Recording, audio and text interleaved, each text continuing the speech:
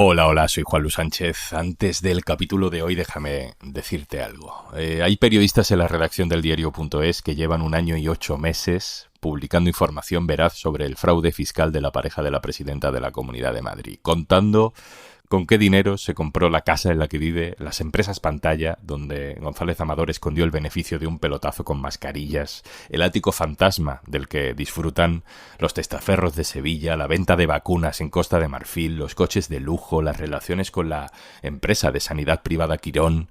Todo eso lo publicamos y no necesitamos entonces ninguna confesión para demostrar que era verdad. Teníamos pruebas de sobra. Pero por ese detalle, el correo de confesión, se ha desatado toda una operación que termina con la condena del fiscal general del Estado. En ningún momento de esta operación nadie ha conseguido tumbar ni una sola línea de nuestras informaciones. Y te quiero pedir que, en un momento tan extraño como este, salgas a defender la solidez del periodismo y la verdad. Necesitamos tu apoyo. En la descripción de este capítulo te dejo un enlace para hacerte socio o hacerte socia del diario.es. Nos encantaría tenerte entre nosotros. Venga, vamos con lo de hoy.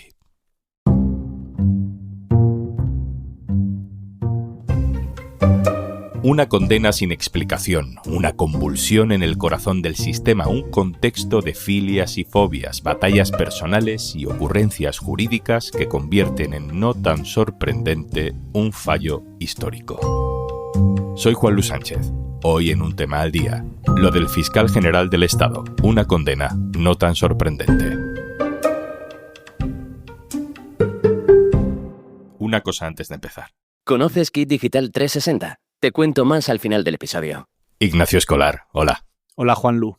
Bueno, normalmente antes de empezar una conversación como esta en el podcast intentamos ponernos en situación, pero hoy creo que no hace mucha falta. Ya sabemos lo que hay. El jueves fue condenado sin pruebas directas el fiscal general del Estado como culpable de la filtración de la confesión de la pareja de Ayuso. Ignacio, han pasado unos días y no sé cómo van colocándose las sensaciones personales y profesionales con el paso de las horas. Pues fíjate que a mí me parecía que no había argumentos para la condena. He seguido muy de cerca el juicio, he estado muy pendiente de las declaraciones. En mi caso, además, sé que el fiscal general es inocente porque sé quién es la fuente y sé que no fue él. Y a pesar de eso, yo estaba convencido de que iba a haber una condena. A pesar de que no había ninguna prueba directa, casi todos los juristas decían que no era posible una condena sin pruebas que no hay aquí. Y a pesar de eso yo pensaba que iba a haber una condena porque hace tanto tiempo que sigo la justicia, hace tanto tiempo que sigo las decisiones de ese tribunal, que ya lo previsible es que ocurra lo imprevisible, ¿no? Que haya condenas o sentencias o entradas de casos o que se acepten casos de investigación en el Supremo que en circunstancias normales nunca estarían allí.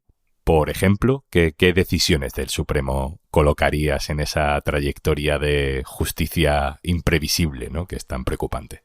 Este Tribunal Supremo decidió investigar a Puigdemont por terrorismo porque se había muerto un turista francés de un infarto.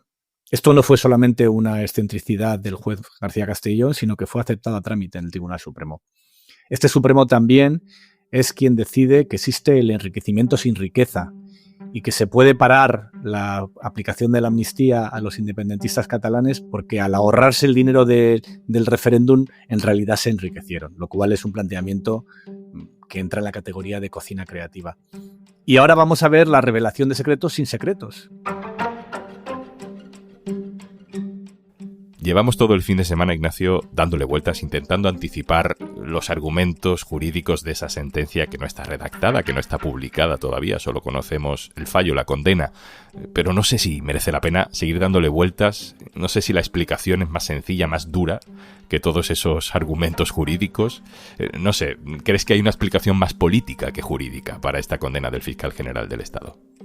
Lamentablemente hace mucho tiempo que muchas decisiones del Supremo solo se pueden entender por la óptica política, analizando cómo han llegado esos jueces allí, quiénes les nombraron, cómo fueron ascendidos a la cúspide de la justicia en España, porque hay que recordar que al juzgado un juez llega por oposición, pero para llegar al Tribunal Supremo solo se llega con el nombramiento del Consejo General del Poder Judicial, que es un órgano que a su vez nombran los partidos, el Parlamento, y donde hay vocales nombrados por el PP y vocales nombrados por el PSOE y otros partidos progresistas.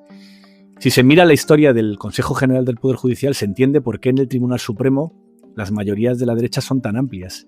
Durante los últimos 30 años, cada vez que el PP perdía las elecciones, bloqueaba la renovación del Consejo General del Poder Judicial. Y eso ha permitido a la derecha poder nombrar a muchos más jueces en el Supremo de los que ha nombrado a la izquierda. Y eso hace que esta sentencia salga por 5-2, igual que la sentencia de los ERES también salió por bloques, o que la condena a Alberto Rodríguez, el diputado de Tenerife, injustamente condenado, según dijo después el Tribunal Constitucional, salga también por bloques de mayorías políticas. Ha habido un trabajo de décadas del Partido Popular para garantizarse eso que una vez se le escapó a uno de sus senadores, controlar la sala segunda, la sala de lo penal, desde detrás.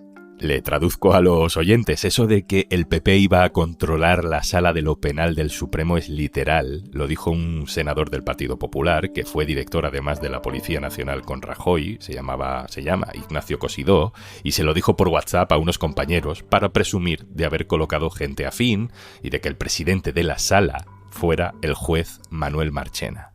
¿Qué tenemos que saber, Ignacio, de cómo es, de quién está en esta rama del Tribunal Supremo? Yo creo que esa sala es una sala donde las mayorías conservadoras han sido muy amplias durante mucho tiempo. Y ahí uno de los magistrados con más poder ha sido históricamente Manuel Marchena, porque fue el presidente de la sala, porque fue el candidato que el PP quería como presidente del Supremo, argumentando que podía controlar la sala segunda desde detrás, y porque es alguien de indudable talento y con un liderazgo evidente. Capaz durante muchas ocasiones de lograr algo que era difícil, que era sentencias muy polémicas por consenso. Eso, por ejemplo, fue lo que logró con una sentencia dificilísima, que fue la sentencia del Procés. Una sentencia que se votó por unanimidad con los votos de magistrados progresistas y conservadores. En esta ocasión no ha sido así. En esta ocasión, Manuel Marchena no ha sido capaz de conseguir que las magistradas progresistas, Ana Ferrer y Susana Polo, comprasen estos argumentos. Desconocemos por ahora cuál ha sido el debate, lo conoceremos con la sentencia y los votos particulares, pero desde luego hace mucho ya que en el Supremo este tipo de decisiones tan polémicas no son aceptadas por todo el tribunal.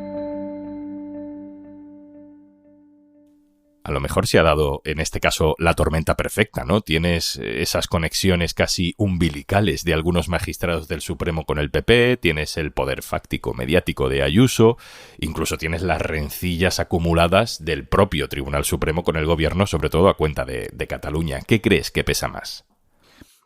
Hay varios factores. Por un lado, yo creo que en este tribunal desde hace mucho tiempo se vive como un desafío la ley de amnistía. No solo porque les hayamos visto manifestarse con togas, no específicamente en el Supremo, sino en un montón de tribunales, sino también por cómo han reaccionado a esa instrucción. Antes ponía dos ejemplos, ¿no? El caso de terrorismo 5 años más tarde contra Puigdemont, por unos sucesos que nunca fueron juzgados por terrorismo y que de repente, cuando eso servía para no aplicar la amnistía, se convirtieron en terrorismo. Y luego también la doctrina que considera que te puedes enriquecer sin enriquecerte y que sin existir ningún tipo de enriquecimiento personal tú te has enriquecido, que es como ha argumentado de manera muy creativa el Tribunal Supremo el delito de malversación. Eso solo responde, en mi opinión, a una reacción del Tribunal Supremo ante algo que consideran una ley injusta y que consideran que es una ley que tumba su decisión de meter en la cárcel y de condenar a todos estos independentistas, con el añadido además de que uno de ellos se fugó, nunca ha podido ser juzgado, no ha sido por tanto condenado, y que él ahora sea quien pacte con el gobierno la ley de amnistía, se vive en el Tribunal Supremo como una humillación personal. Y luego, yo no creo que desde el Partido Popular den instrucciones y órdenes directas a los jueces del Supremo en absoluto, pero sí que creo que cuando el Partido Popular y los vocales nombrados por el Partido Popular en el Poder Judicial deciden quién sí y quién no, miran mucho las obras anteriores y se ocupan de buscar a aquellos jueces que vayan a serles pues más útiles y que tengan una cosmovisión y una manera de entender el mundo más acorde con la suya. El ejemplo más concreto, por ejemplo, es el juez Hurtado. ¿Cómo llega el juez Hurtado al Tribunal Supremo? Ángel Hurtado destaca y se convierte en un juez muy conocido por su papel en la Gürtel, porque fue el único que se negó a que Mariano Rajoy fuera a declarar, porque fue el único que se negó a que el Partido Popular fuera condenado en esa sentencia a título lucrativo, porque fue el único que cuando Rajoy fue llamado a declarar se dedicó a interrumpir todas las preguntas de las acusaciones para no poner en ningún momento incómodo al entonces presidente del gobierno. ¿Cuál es la consecuencia? Ascendido al Tribunal Supremo. Un juez que en su voto particular sobre la Gürtel, que es probablemente el caso más importante que ha tenido en sus manos, pues lo que decidió fue lo contrario a lo que luego votó el propio Supremo y a lo que votaron los compañeros de sala. Otro ejemplo, Carmen Lamela, es una de las jueces que está allí sentadas y que ha juzgado y ha condenado al fiscal general del Estado. Carmen Lamela fue la persona que vio terrorismo en el caso Alsasua, terrorismo en una pelea de bar. Y fue también la persona que mantuvo de manera injusta durante 2 años al expresidente del FC Barcelona, Sandro Rosell, en prisión preventiva. Cuando llegó el juicio, no solo no había pruebas para ello, sino que lo sacaron de la cárcel en el día 1 de ese juicio, porque el propio tribunal consideró que allí no había, en fin, material no solo para condenarle, sino para mantenerle durante 2 años, el tiempo máximo, en prisión. Después de tener 2 años en prisión un inocente, ¿cuál fue la decisión del Consejo General del Poder Judicial de mayoría conservadora? Nombrar a Carmen Lamela para el Tribunal Supremo.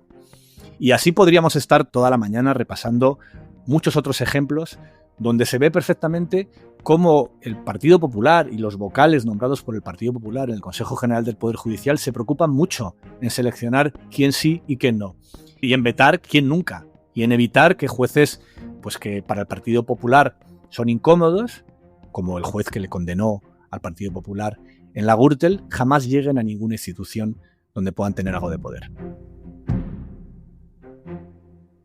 Ignacio, como decíamos antes, como no tenemos la sentencia redactada todavía, sino que el Supremo ha comunicado la condena mientras van redactando el por qué le condenan, pues claro, eso ha desatado el debate de cómo pueden condenarle si no hay pruebas de que aquel correo de confesión lo filtrara, ¿no? el fiscal general del Estado. Y ha empezado a circular una explicación alternativa de que no le condenan por el correo, sino por ordenar el envío de una nota de prensa sobre González Amador para desmentir aquel bulo de Miguel Ángel Rodríguez, de que la Fiscalía le había ofrecido un acuerdo, pero que luego el gobierno le había dicho a la Fiscalía que lo parara, y eso en teoría no es lo que se estaba juzgando. El fiscal general del Estado siempre se ha hecho responsable de esa nota de prensa. De hecho, todos sus movimientos esa noche, sacar del fútbol al fiscal Salto para conseguir los documentos, iban orientados a desmentir en una nota de prensa el bulo que había difundido Miguel Ángel Rodríguez. Esa nota de prensa se acabó publicando al día siguiente por la mañana y cuando el Tribunal Supremo decidió aceptar el caso, dijo que esa nota de prensa no contenía ninguna revelación de secretos porque lo que allí aparecía ya era público, porque todo lo que salía en esa nota de prensa ya había sido publicado por varios medios de comunicación. Para aceptar a trámite el juicio, cuando se decidió investigar al fiscal, se dijo, bueno, aquí no hay en apariencia ninguna revelación de secretos, pero vamos a mirar si encontramos pruebas de que él ha participado directamente en la filtración. Esas pruebas no han aparecido, añado, porque no existen, y ahora de repente, según están publicando muchos medios, probablemente por una filtración del Tribunal Supremo, ese que nunca filtra nada, parece ser que vuelve la teoría de que como el fiscal general aceptó y reconoció la autoría de esa nota es suficiente para condenarle. Pero los tribunales emiten notas de prensa todo el rato, ¿no?, sobre casos concretos que aparecen en los medios. No solo los tribunales emiten notas de prensa todo el rato, sino que es su obligación. Es su obligación, según el Estatuto de la Fiscalía, la propia legislación, dar conocimiento y dar transparencia a aquellos casos que afectan a personas que forman parte del interés ciudadano, del debate público. Evidentemente, igual que Begoña Gómez está sometida a esa transparencia, lo está Alberto González Amador, por la misma razón. Y lo raro hubiese sido que la pareja de Ayuso, la persona que paga las casas donde vive, hubiera cometido 2 presuntos delitos fiscales más falsedad documental, hubiese pegado un pelotazo con mascarillas, hubiese defraudado 350.000 euros al fisco y todo eso se llevase con opacidad. Eso no hubiese sido normal. Este ataque del aparato del Estado a un ciudadano no puede volver a repetirse, ni se puede tolerar un día más que se intente poner al Estado a disposición del Gobierno para protegerle de su corrupción. Corrupción no se soluciona con más corrupción. Ignacio, desde un punto de vista puramente político o partidista, esto es una victoria política de Ayuso, ¿no? No es la primera vez que pasa. Nos quedamos con la sensación de que todo el que intenta tocar a Ayuso acaba en problemas. Una de las lecciones de este caso es que Ayuso siempre gana. cuando pillaron a su hermano cobrando una comisión indecente por un contrato de 1,5 millones de euros adjudicado por su gobierno a un amigo de su pueblo, que eso es lo que ocurrió, quien saltó por la ventana fue Pablo Casado, el presidente del PP. Y ahora que pillan a su pareja defraudando 350.000 euros después de un pelotazo de 2 millones de euros, otra vez con venta de mascarillas durante la pandemia, el primer condenado es el fiscal general del Estado. Quiero recordar también cómo fue el caso de Valmadrid, cómo su familia se benefició de un crédito concedido por una entidad financiera semipública, controlada en parte por el Partido Popular de Madrid, donde ella ya era asesora y más tarde diputada, y que ese dinero nunca se devolvió, que ese préstamo fue concedido a pesar del criterio de los técnicos, y que después, para no pagar, el padre de Ayuso hizo una donación 2 días después de abandonar sus responsabilidades en la empresa y poco antes de que llegara el primer pago, a favor de su hija y de su hijo. Y cómo después la justicia decidió que allí no había nada que investigar. O quiero recordar también el tema de las residencias, de todos los ancianos que fueron abandonados a una muerte horrible por un protocolo indigno que todavía sigue sin ser juzgado y que todavía hoy sigue acumulando retrasos y retrasos en una investigación que probablemente no llegará nunca a nada. La capacidad que tiene Ayuso para incumplir, saltarse todas las líneas rojas y que la responsabilidad la paguen otros es tremendamente decepcionante, es trágica. Y Alberto González Amador convertido, por ahora al menos, en mártir. No sé si crees que todo esto puede afectar incluso al propio juicio del fraude fiscal, que alguien puede decir, bueno, pues si el fiscal general del Estado cometió una irregularidad con González Amador, no se le puede juzgar en relación a esa irregularidad. Creo que no. Creo que a pesar de que González Amador va a intentar anular el otro proceso penal con esta condena, por lo poco que sabemos del fallo, se habla de que se le indemniza por sus derechos morales, una indemnización por daños morales. Eso no es una indemnización porque se haya pisoteado su derecho a la justicia y por tanto toda la causa se anula. Me da la impresión de que al menos en ese tema el Tribunal Supremo ha sido muy cuidadoso para no evitar el escándalo enorme que sería que además esta sentencia sirviera para que alguien que defraudó 350.000 euros al fisco con facturas falsas se libre de cualquier responsabilidad judicial. La última, Ignacio. Si todo esto es tan evidente, tan escandaloso, tan obsceno, ¿qué alternativa hay? ¿Qué se puede hacer? Hemos visto a periodistas, a políticos, a mucha gente en general, no digo todo el mundo, pero mucha gente muy encendida con esta sentencia. ¿Hay alguna manera de revertir esta situación o toca, apretar los puños y aguantarse? Yo pese a todo esto, pese a mis críticas a estas sentencias, sigo confiando en la justicia. Porque después de esta sentencia vendrán más sentencias, esta no es la última. Es verdad que es una condena firme, porque la del Supremo es una condena firme y que por tanto se tiene que aplicar. Pero luego después estoy seguro de que este caso lo revisarán en el Tribunal Constitucional y en la Justicia Europea. Y como ya ha ocurrido en muchas otras ocasiones, he puesto 2 ejemplos muy recientes, el caso de los ERE y la condena a Alberto Rodríguez. Estoy convencido de que más tarde o más temprano esta sentencia será anulada total o parcialmente, porque creo que la justicia no se agota en la sala de lo penal del Tribunal Supremo, sino que es un mecanismo en el que estamos inmersos, que afortunadamente incluye a Europa y que de una manera o de otra, aunque sea tarde, aunque tarde mucho, al final muchas de estas decisiones injustas se acaban revirtiendo. Y a pesar de las decisiones injustas, a pesar de ser muy crítico con este tipo de decisiones, creo que el sistema judicial y la democracia liberal sigue siendo el mejor sistema posible. Ignacio Escolar, director del diario.es. Muchas gracias. Gracias, Juanlu.